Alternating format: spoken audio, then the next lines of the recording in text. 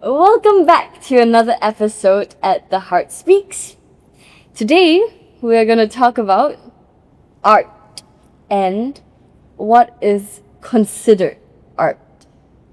So I guess we can start off by answering the question what we think is considered art. Is this bowl considered art? Or an example that we used or we talked about today, whether or not a pile of stuff put together is considered art. Is this considered art? What is art? Clearly, we are putting a label on something. To say something is art, I feel like first and foremost, you're saying that it is more than just normal. If not, then don't call it art, just call it A bowl. a bowl or reality, But you're saying that it is art. So I think the first dimension is that this is something extraordinary. The usual perception, I feel, is that it is pretty, it is beautiful, but I feel like it cannot be so simple. It has to be more than just beauty. Jumping the gun a little bit, I feel like art is first and foremost a very human thing. Because when you have AI create art pieces, or what we call art pieces, it is clearly just big data of patterns and then putting it together and you get something that's visually aesthetic at best. But I do not consider this art, not at all. Or a very pretty girl walks by and some dude would be like, look at her body, she's a work of art. Yeah, banal. No, I don't think so. Because clearly the association is that anything that is pretty or like sort of aesthetic is art. I don't think so. I really think that art is made by humans and has an effect on humans. And the effect usually means a sort of transformation. When you consume the art, when you see the art, or when you make the art, something inside you grows, gets bigger, or evolves. I have an example. In ancient times, when painters first started painting, paint was extremely expensive. So the first set of artworks visually painted was always about noble people, because the rich people would have the money to pay for the paint. So they painted using those paint. And so there was this huge revolution when a painter decided to paint poor people. It was a huge shock to the whole world. Like, why would you waste paint on the poor? And the painter or the artist would say, no, poor people are humans too. You should look at them as something special, something precious. And that, to me, at that time, truly is a work of art because it was revolutionizing the way we think. And then so on and so forth. We would see artists or people trying to push the boundaries of what is the box we live in. So if at that time, poor people did not deserve to be painted because you should not be spending any money on them, the question I have now is, with AI, with how fast technology is changing, what is the box that we're living in now? And how do you break out of it? That's why if you just make a visual piece, anyone could just copy off the internet, take a picture using a phone, anyone can do it. Where is the transformation of the self? So what I'm hearing is that this question of what is art is very pertinent in our time because we live in an age with so much digitalization and so much AI that essentially asking where is the touch of the human. And it seems like from what you were saying, there is this implication that an artwork or what we consider art needs to have some kind of intention. It cannot be banal. It cannot be something that happens simply through an algorithm or by chance. It is almost as if a person is trying to put forth a stance or a message to the world. And it brought to mind this quote by Khalil Gibran, who said that art turns what is well known and what is familiar into something arcane and unknown. And because we are confronting something that is not unknown to us, like in the case of, for example, the painting of the poor people back then, it gives us a kind of shock. It brings us into contact with reality, like, oh wow, there are poor people living in different parts of society. And that jolting sensation, that surprise, actually opens up our worldview and makes us more aware of the world that we live in. When I think of art as a subject in school, I usually think of maybe the teachers saying, oh, this is a medium for you to express yourself, and therefore the function of art is to entertain the audience, to amuse the audience, or to just give gratification for the artist. I painted this, I feel good about myself. But I think really, truly, it's not so simple because we don't work like that. Be happy now. Okay, I can try, but that doesn't make sense to me. I think when one thinks of art, we really must go beyond that layer of Instant gratification. instant gratification or art as a means of entertainment. Yeah, so what to you, and I guess to us, is the difference between art and entertainment? Because it feels like there is a lot of conflation between the two.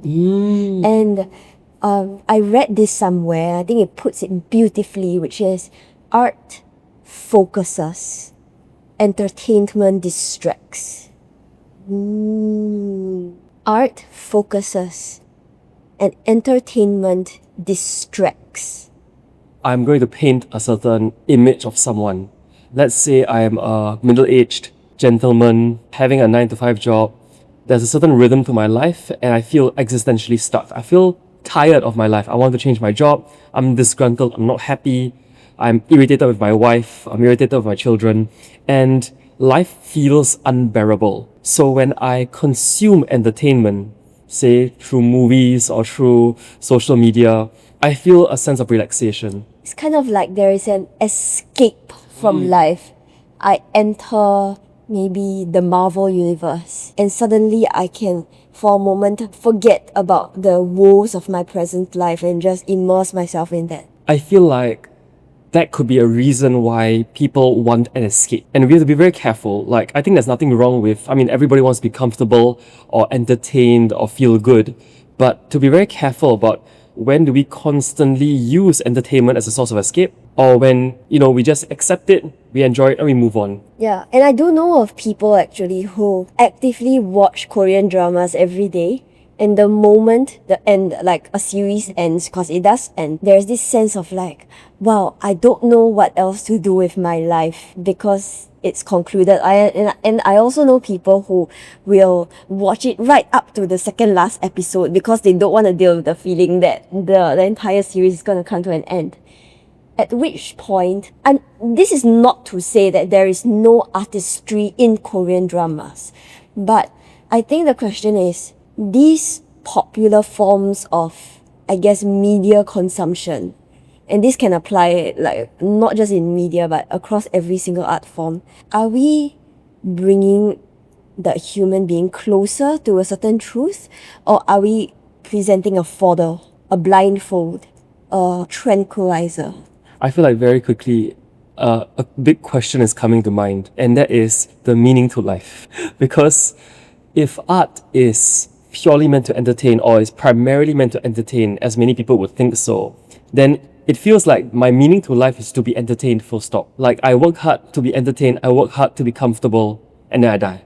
And it feels like, whoa, wait, really? Because that doesn't make sense. But if I flip the perspective, the meaning to life is to bear witness, to see what's out there, to learn, to grow, to, as I think someone phrased it, to name the world, to, with your friends, with your family, name what exists and to figure it out. So there's a sense of really, of expansion. Then that's where I think art comes in. So there are points of being entertained, but then there's points of consuming art and feeling great, feeling emotionally very moved because your world got bigger. I remember watching a movie or a film that was playing on the cinemas. It was something about how to make $1 million before grandma dies. Yep. And did we watch it together? No. No. So we watched it ourselves, right? Yep. What was interesting for me, I remember watching with, I think my brother or someone with us, Yes. was that we were all watching the same movie and we were all in tears by the end of it, but the point that moved us to tears were very different. It was almost as if we were watching the same film, but a different one at the same time. And I think that is really quite the beauty of it all.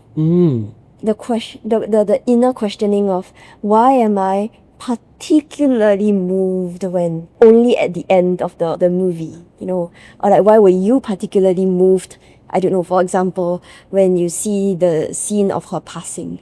And I think that is so interesting, that we shouldn't just consume art as mere audiences, but we should also engage in a very reflexive process with ourselves, an inner dialogue after we watch something, and not just go, okay, it's done, now I can sleep in peace, you know. Yes, but what part of that movie do you like? And what does it say about yourself? An unspoken dream? A fear that you couldn't articulate? A way of perceiving the world that you feel is unique to you? What is it about the movie that draws you to it? I think that's what makes art precious, you know. I think then it comes to the question as well of people who say that, oh, I don't know how to appreciate art. What does that say about them? Because if someone can't appreciate art, is it just them being lazy? I get this question so much because of the work we do. So we do a lot of experimental theatre, and theatre itself is not a very widely perceived form of art in Singapore. Experimental theatre lies on the fringes of theatre. So when I tell people about what I do, that is exactly what they say. I don't know how to appreciate art. It's too high, too up there for me. It's too abstract. When did we equate watching something as a test? It's true. When we experience life, there are things that happen. For example, it rained at 7 a.m. today. It was pouring. I woke up and I felt this sense already that today feels different. It feels different because I can feel a change in temperature. I can also feel almost the way the air tastes feels more grassier. There is the scent of, I don't know, morning traffic mixed in with rain, and I can see how the colors are reflected more vibrantly because of the puddles on the floor. And even before my conscious mind can register all these, there is just that sense that, hey, something is different, something feels different. To sit with that which I cannot name, to allow my senses and my feelings and my perception to just be and to take it in, is already so instinctive to us as human beings, even if we don't realize it. That's what we do on a daily basis. That's why people go to nice restaurants. But that's why you hear people say things like, oh, the vibes are good. So you cannot say that I have good vibes and on the other hand say, I don't know how to appreciate art, because it's the same thing when you see a piece of art. I mean, to put it very simplistically, you are sensing the vibes and you are forming a connection through the vibes that you sense. And there really isn't any right or wrong answer for what your experience of something is. There is only the question of, that's interesting. What am I feeling? What am I contemplating? And what does that say about me, I feel?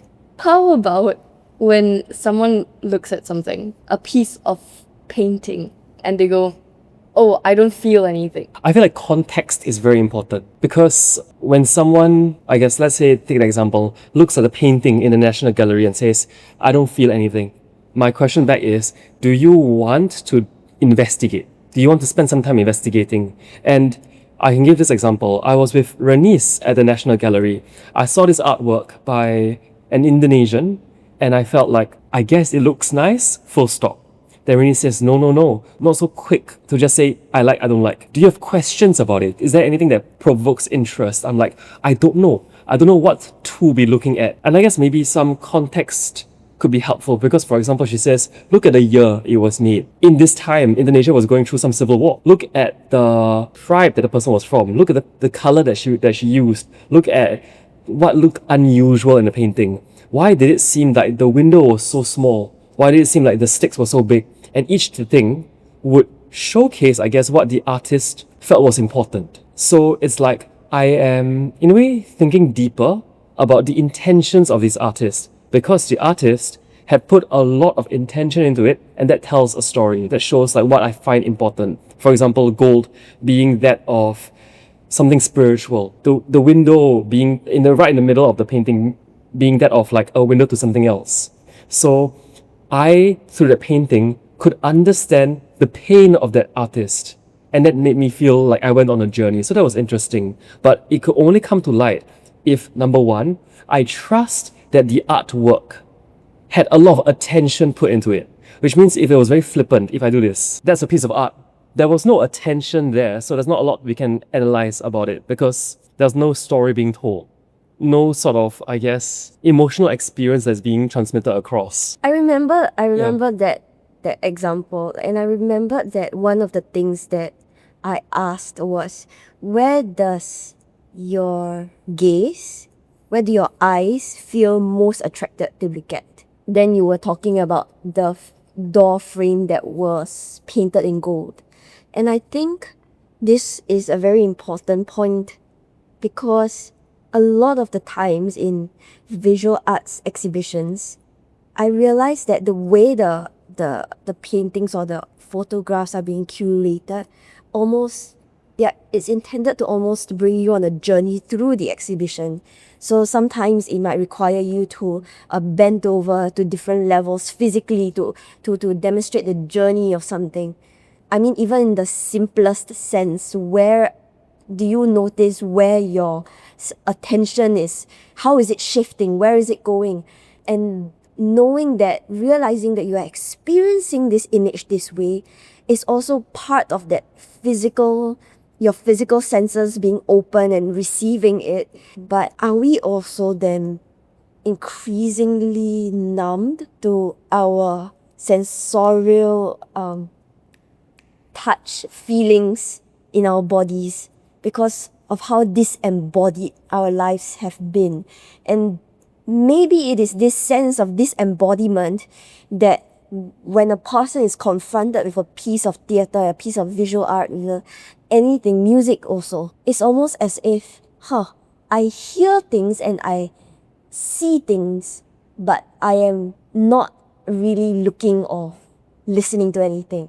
It just goes as if I'm in a trance and it's just a floating thing in front of me. It seems almost to me that when a society is unable to appreciate art, if the majority of its citizens, its people, its students are unable to appreciate art, then there is something sick about its people. It's kind of like a disease.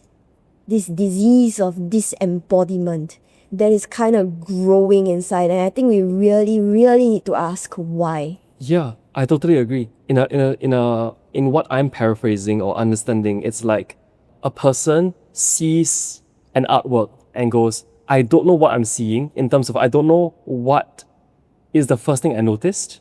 I don't know what I'm feeling. I don't know anything. My mind is just a blank. Then we can say, well, why? Is it because you don't want to be here? You want to go and do something else because your mind is in the future or in the past? And let's assume that's not the case. The person wants to be there and wants to appreciate.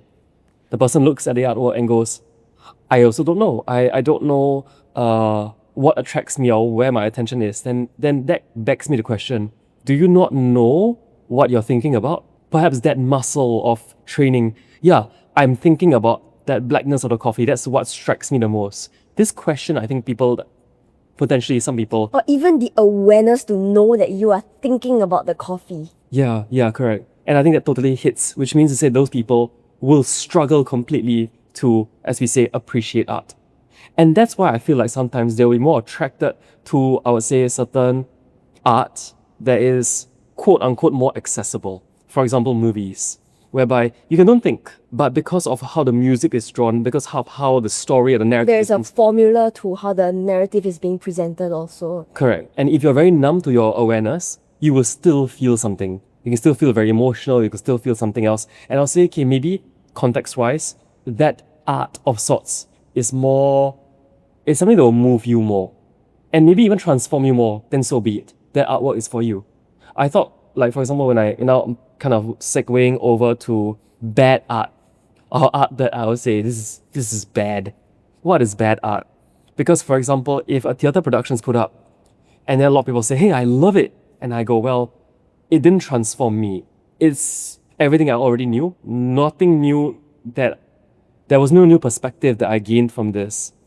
I felt like I wasted my time. But to a lot of people, especially maybe a younger audience, may go, no, this is the first time ever I noticed that the hero or the heroine stood up for himself or herself. And that gave me the thought that, oh my goodness, I can stand up for myself. If this is the first time as an audience I'm seeing this, that could be revolutionary to me. Then great, good for you.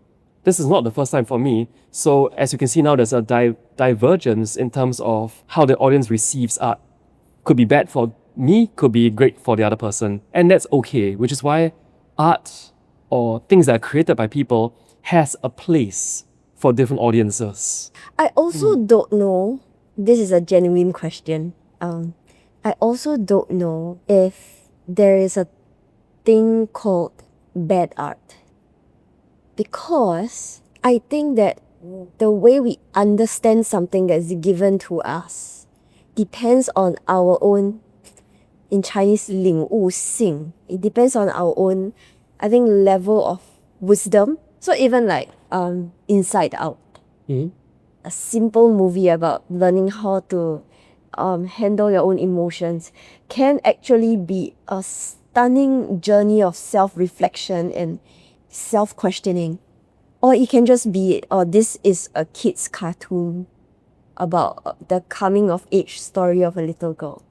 So I think it also depends on the level of the viewer. And even in the case of like a theatre performance, which exists on the banal level, I think means that more often than not, its layer of understanding will be the most superficial one, which is, oh, it's a funny story, or the message, the moral of the story is blank, and it gives it to you. But that is very different from an artwork that digs. The message of the story is this, but is it true? What if there are contradictions within that message? What is it trying to say? Where does these contradictions come from? What is it reveal about the person? So I think that for me is the difference between the different levels of art. It seems to me now that there are some, I mean, we've hit a point that maybe I want to checkpoint a little bit. Art is something that humans create, where a certain intention and attention is put onto it. It's meant for an audience to consume. There's a sort of transformation or change of perspective that an audience might get. Different art appeals to different people. And so it's difficult to say if something is bad art, but you can say that this art does not connect with me for whatever reason, because of maybe the level of the audience or the level of the artwork. I now wonder, and I have this phrase I want to use, which is dangerous art. Art that is dangerous. Because if, again, we think that art is meant to transform the person, dangerous art will be meant to distract the person from the truth. It's not meant to transform, it's meant to regress. It's basically bullshit packaged as art. Bullshit package as art. It's very interesting because I feel you can derive insight from anything. I can look at this bowl and really think about it. Actually so nice, so beautiful. How did they make this? And I can start imagining things. I can draw insight from anything. Art is special now because someone has already gone through a journey of discovery and is going to help synergize or synthesize certain information to transmit to me so that I myself may grow. But if that art piece actually, strangely, is meant to distract me from a certain truth, then I would describe that as dangerous. It's almost like the beauty of art. I love that the word that you use, the insight. The beauty of art is as if I have insights about something and I synthesize it and I'm building a bridge between me and you. It's almost this transmission of insight.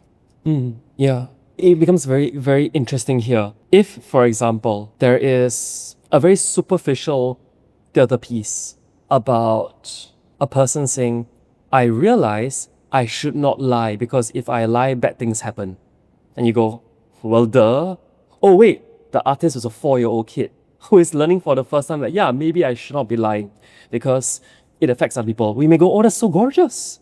But if I say, oh, this is a 50-year-old or a 40-year-old individual, or maybe like just any adult, you go, wait, why are you making this? Why are you making like an artwork about this? And when you dig a little bit deeper, I feel like if the artist is not digging enough about themselves, a problem would occur, which is that the final hidden message of the art piece might very well be, guys, the world is terrible, the world is hopeless, and there's nothing we can do about it.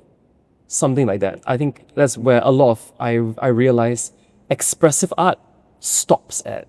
Yeah, I mean, yes, like when the artist doesn't dig into himself, even that statement you gave, like, if I lie, bad things will happen to me, you start to present, it's like a hallmark card.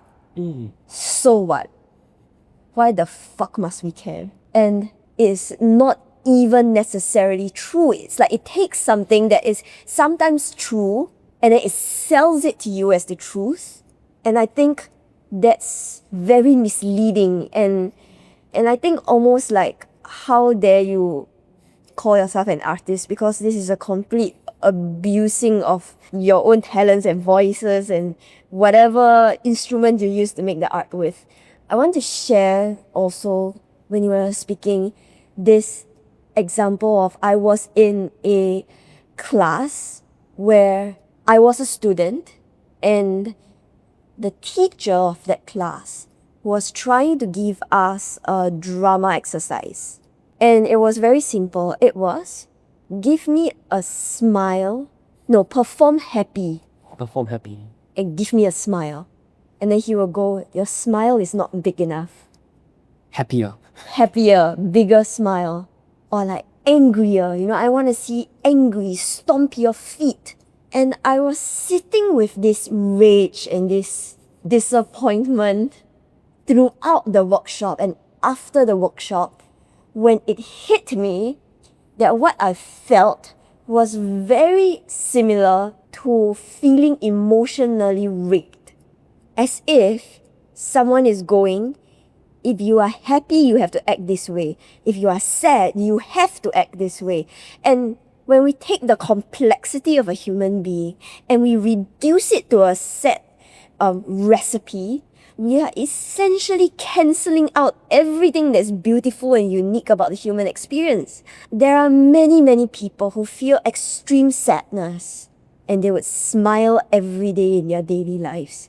When we don't point to these contradictions, when it is, gestural and illustrative and bland, almost simplistic, I think that we are not contributing anything to humanity. This resonates so much because, and I'm starting to see how, even though the initial question was, what is art?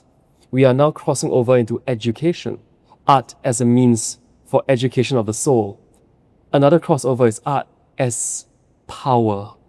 If I'm sitting, or I decided for whatever reason to sit in a cinema for 1.5 hours, for someone to create a journey for me, which will be nagging at me for an hour and a half, this is a huge surrendering of power to the artist. I'm giving you time, space, and my attention. Yes. And if the artist, for example, in the cinema or in this video, spends an hour and a half constantly telling me society is shit, the world is shit. By the way, society is shit and the world is shit. And then this is repeating. And then the finale, nothing.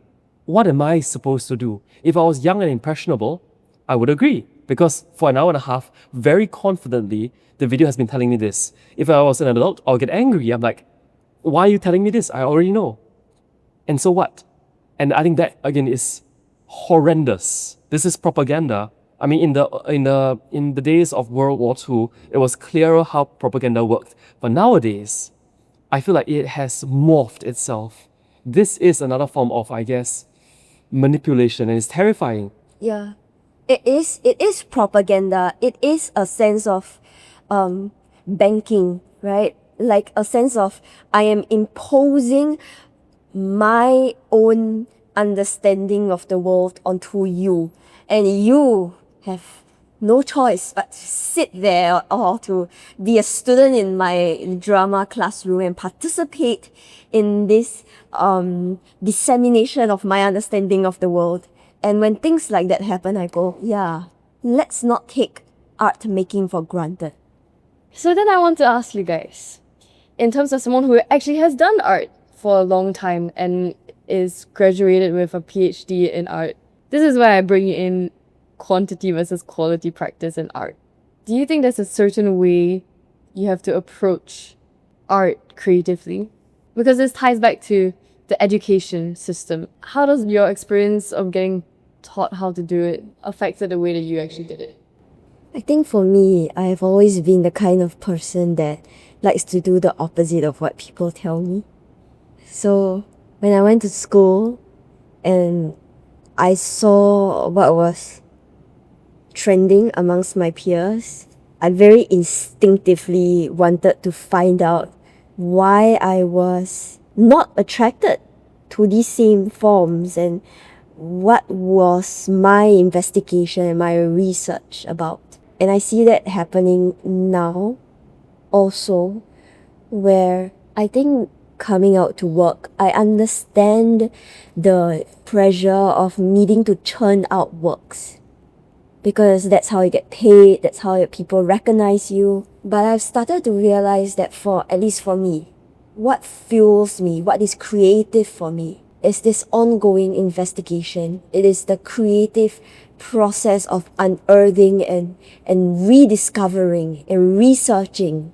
So I'm not the kind of theatre practitioner who would go, I will make a show in 1 month. And even if I do, there will be many iterations, almost like a continuous process of research. This is important to me because it is a reply to the world right now where we are so attached to products. I want to be able to honor the process, and also because I see the trajectory of a human when they do something for a very, very prolonged period of time. I think in Tai Chi there is this saying, you must be able to treat 10 years like 1 day when we work on the level of craft, because that's how you get to know something so intimately that it reflects to you your own nature. So that has been my process. It also means that my work has been on the fringes more than mainstream theatre. But I think I can live with that. And I also think that in time to come, our art scene will expand enough for us to have more spaces for these kind of fringe experiments also. Drawing back to the question on classes, I feel like some classes are meant to teach you the technical, how to hold the pencil, or what is possible with drawings, how to use your voice, open up your vocal cords, and what is possible with voice. There are plenty of classes that teach that.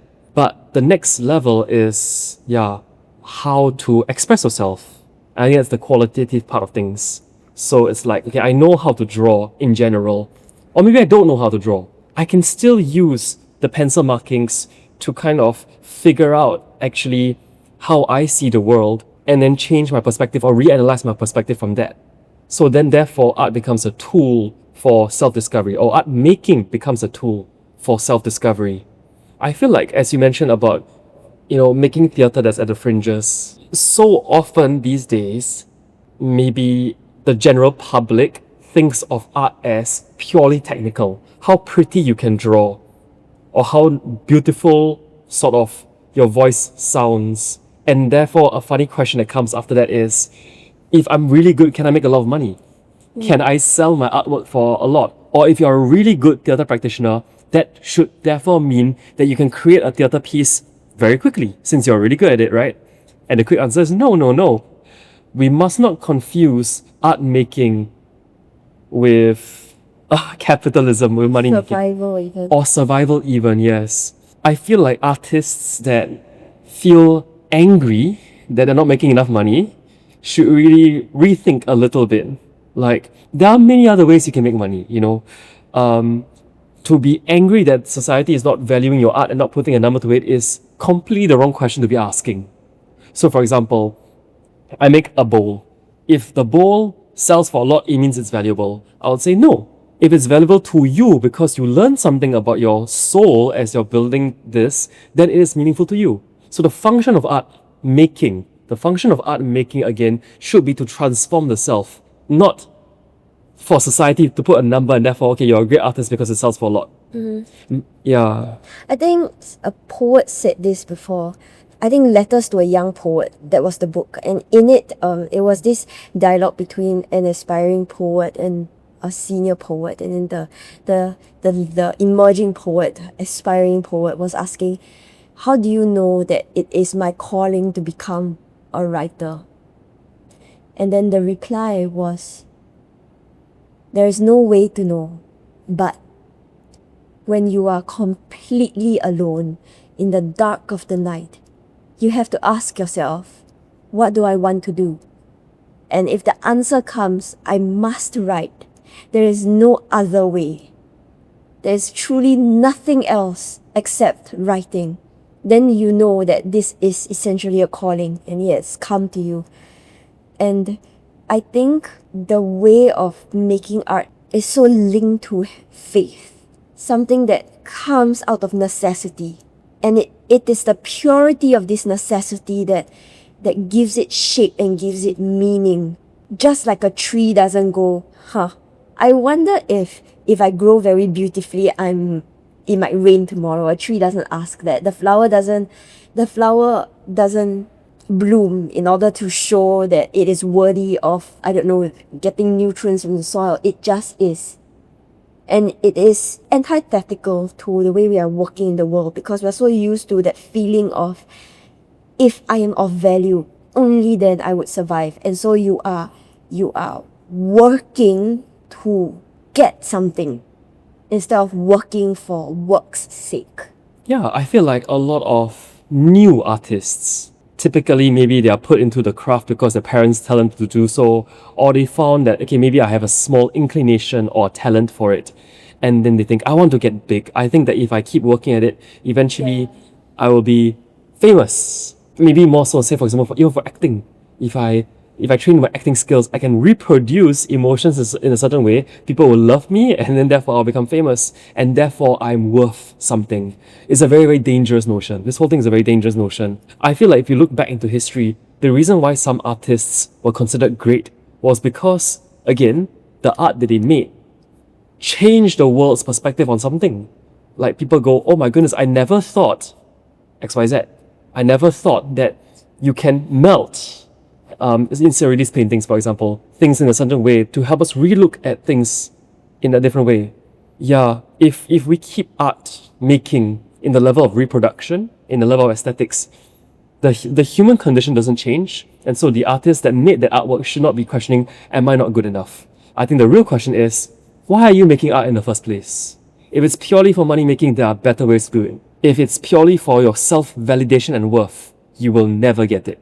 Because only you can validate your own self-worth. And why make art? Other than to transform yourself. I'm very curious about your own journey, because I know you started out as a visual arts student in SETA, and then you went into architecture, and now you're coming into theatre. So how's that been like? That's a very interesting question. I think it's interesting to start off with going to School of the Arts, SOTA, and doing visual arts. Because like you said, when there was a grade to it, that was what justified whether I was good enough or whether I was doing it well. And it's interesting moving past, of course, the education and getting a pretty average grade for art, because I was just trying to hit the criteria of what needed to be done. And when I finished art school, I suddenly realized I didn't have my own voice in terms of the art that I did. And I did visual arts, like fine art. So it was interesting to see that I didn't have my own style. I had a style, but it was always very forced. And I never liked the work that I produced, except like one or two. And then I moved towards architecture. And I thought, perfect, I am given a requirement of what I needed to do, a certain space, and I'm supposed to design a building based on this requirement. And I thought it was an easy way out because I could do art, I did some math, and I was all set for that. But when I started to do architecture itself, and I was in a class that focused a lot on the abstract side of it in terms of conceptual designs rather than the practical technical side. And I realized at that point in time that I just wanted to have fun and enjoy the work that I did in my studies. So I didn't really care about the criteria. Of course, I did do, I had to do what needed to be done to get a degree, but I did it in a way that, in the approach that was more exciting to me, which was into the abstract side. And that's when I created a work that I was actually so proud of. And I didn't really care about what the teachers thought, but they actually really liked it, and I was quite happy about it.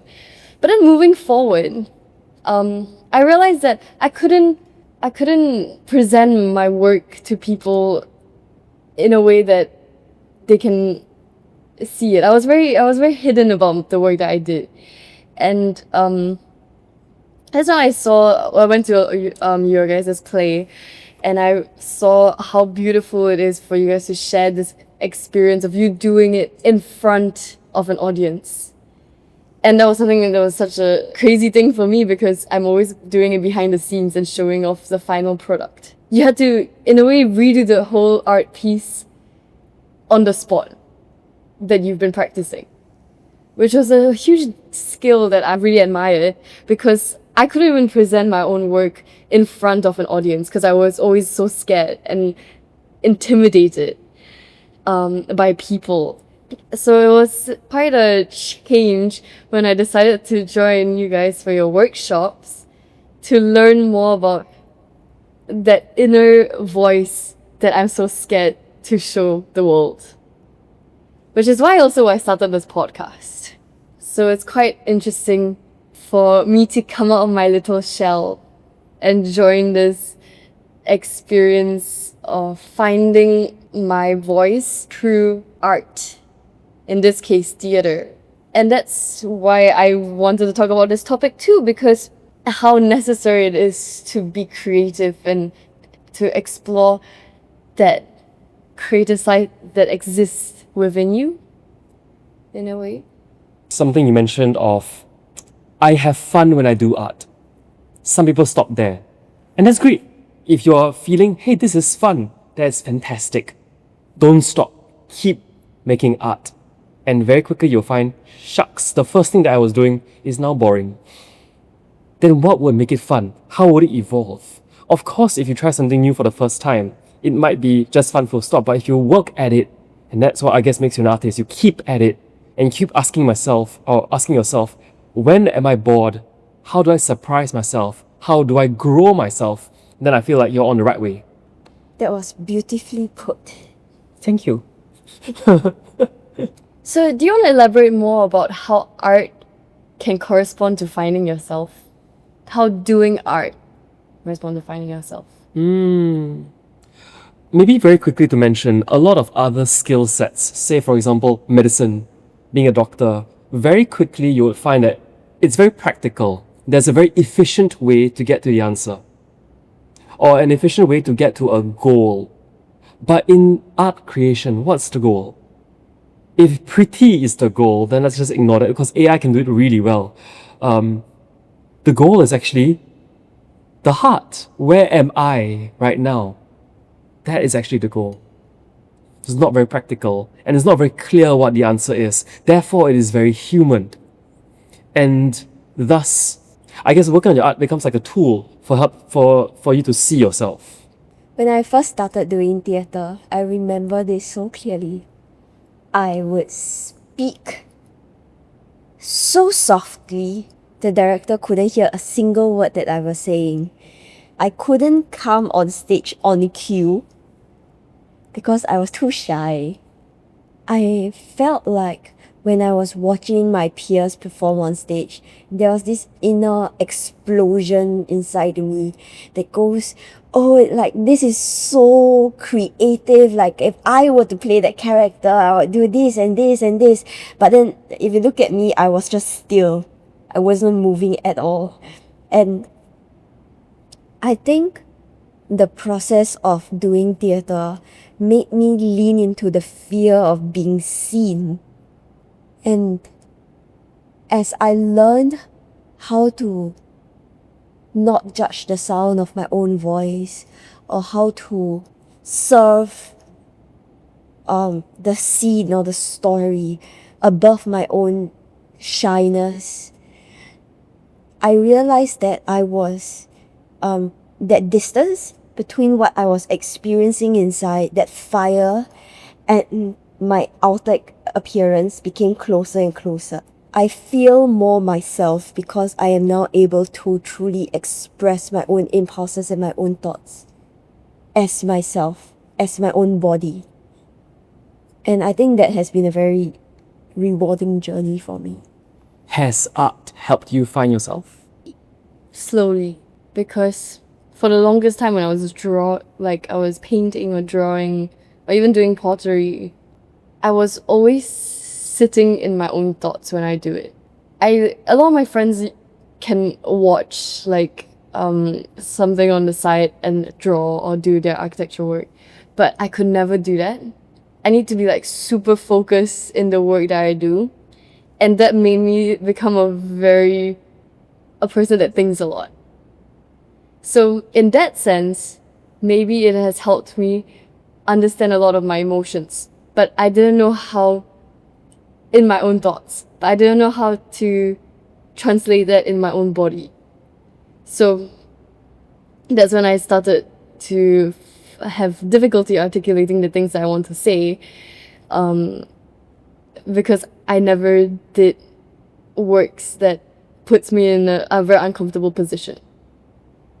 So that's why starting to do theater with you guys, or even Tai Chi in itself, that idea of having to perform to an audience already gives me so much. Even performing to you guys, I get so nervous about it.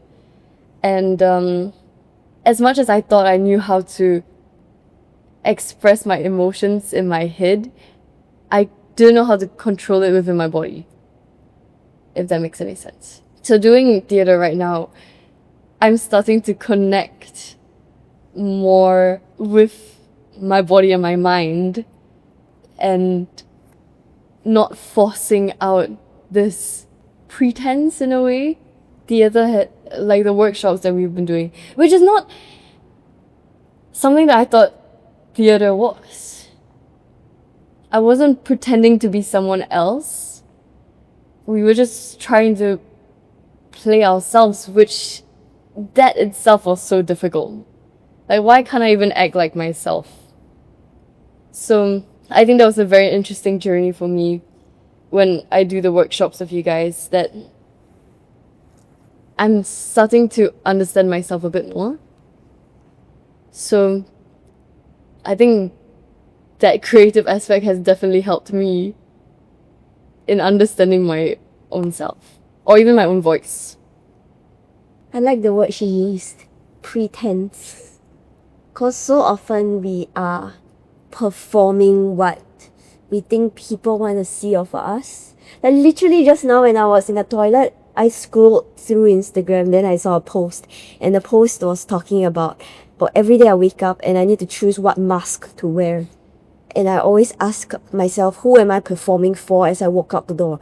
And I'm like, yeah, we are living in an age right now where people are constantly performing with each other. Like, next time you go to, I don't know, a restaurant, eavesdrop on the table next to you, and you realize that no two people are not speaking to each other.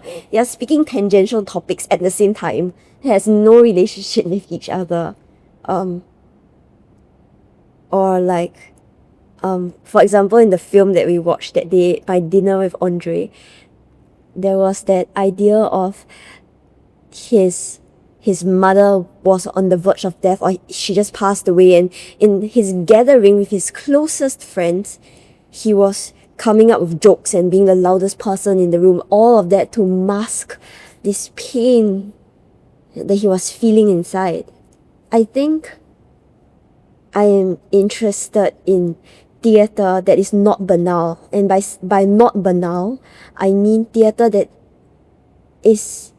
invests in this stripping away of the pretense that helps us come into contact with reality. I like that. So in a way to tie it back to also the topic of art, it seems like art is a tool.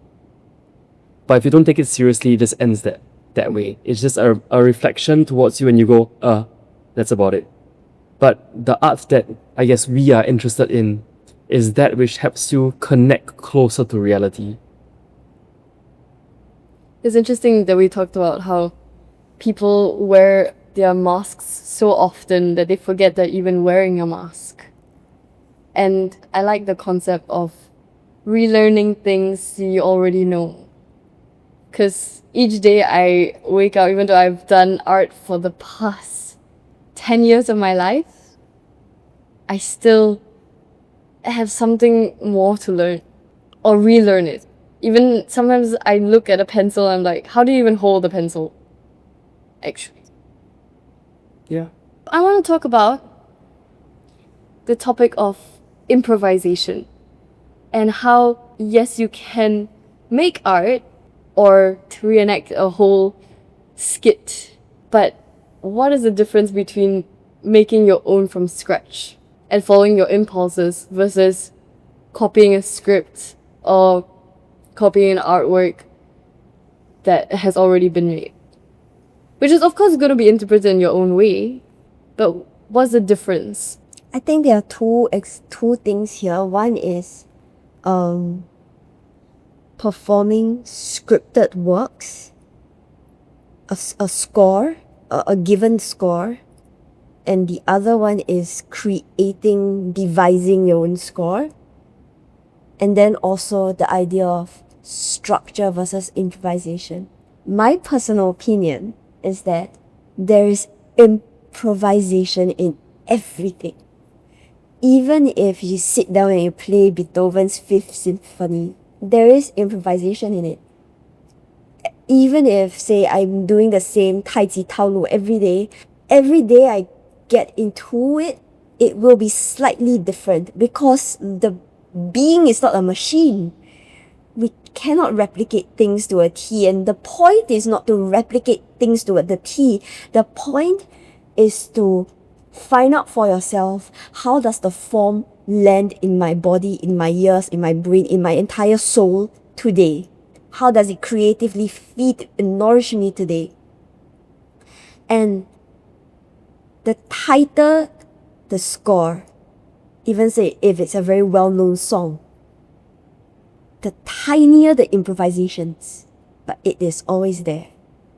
And then the other one about scripted works versus devised works, that's a huge spiel about what are the kinds of theatre that we want to make. I personally like devised works because I find that in a world where we are constantly pretending, I am genuinely questioning the need to play a character. And also because I find that when I devise works, and by devising I think not to say that I'm not drawing from established plays. I can take Romeo and Juliet and we can devise based on Romeo and Juliet, but we are asking questions that are pertinent to us in this point of time, that feeds a kind of inner fire. Instead of going, I am going to perform Romeo and Juliet because it is a classical play and I know that schools will pay money to send their children to go and watch it. I think it's a very different, principle of making. I really like how you say that all of life is an improvisation anyway, technically speaking. But we can quickly see how certain art forms are meant more to be done, I guess, over a long period of time. Full stop. There is no live audience. Whereas there are some artworks that have a live audience. Similar to how, I guess, different artworks that are created appeal to different audiences, different art forms also appeal to different artists. And, to each their own, I suppose. I agree with you personally that I'm very, very excited and interested in two types of artworks. Art forms. The first is that of a performance. So time is critical. Or like being present, being here is extremely important. And there's another sort of art form that I'm very excited about or I love is that which uses the body. Of course, you can talk about live, drawing. This is slightly different. But again, I say that different people are in different, I guess, contexts, which is why different art forms are drawn to them. But I myself can speak very fondly and very extensively about theatre, about an art form that is here and now, as well as utilizing the body. Social smart. That's beautifully said. Thank you very much for sharing. I think we can end the podcast here. So if you have any final thoughts to conclude, what is art? Art is a need to reply. Art is an expansion of the world. Art can make money, but don't think about it.